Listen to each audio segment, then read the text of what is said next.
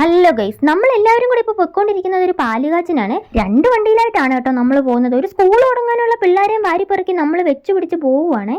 അമ്മയും ചേച്ചിയും ചേട്ടനും ഒക്കെ മറ്റേ വണ്ടിയിലാണ് കേട്ടോ. ഞങ്ങളെല്ലാവരും കൂടി ഈ വണ്ടിയിലാണ് പോകുന്നത്. അതിൽ നല്ല ഫുട്ബോൾ കളിക്കാനുള്ള സ്ഥലമുണ്ട് കേട്ടോ. എന്നാലും നമ്മളെല്ലാവരും ഇതിലേ. ചേച്ചി ഇത് എന്തൊക്കെ തള്ളായി തള്ളിക്കൊണ്ടിരിക്കുന്നതെന്നായിരിക്കും നിങ്ങളിപ്പോൾ വിചാരിക്കുന്നത്. ജീവിതമല്ലേ, ഉന്തിത്തള്ളിയൊക്കെ അല്ലേ പോകാൻ പറ്റത്തുള്ളൂ.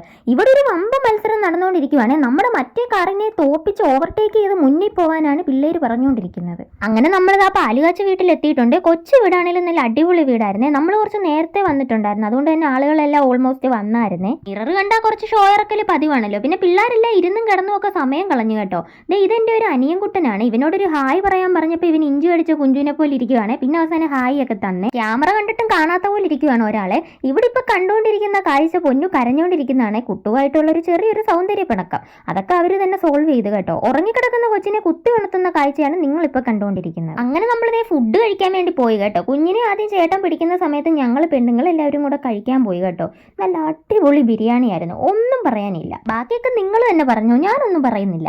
അങ്ങനെ ഞാൻ ബീഫ് ബിരിയാണി എടുത്ത് വായിലോട്ട് വെച്ചപ്പോൾ ഒരു മുതുക്കെല്ലാം എൻ്റെ തൊണ്ടയ്ക്ക് കുടുങ്ങി കേട്ടോ. ക്യാമറ ഓണാക്കി വെച്ചേക്കുന്നതുകൊണ്ട് ഇറക്കാനും മേല തുപ്പാനും മേലാത്തൊരവസ്ഥയായി പോയി കേട്ടോ. അങ്ങനെ നമ്മൾ ഫുഡൊക്കെ കഴിച്ചിട്ട് നേരെ വീട്ടിലോട്ട് പോവുകയാണ്. അപ്പോൾ നമ്മുടെ കാർ വന്നിട്ടുണ്ട്. അപ്പോൾ അടുത്ത വീഡിയോയിലൂടെ കാണാം. Bye bye.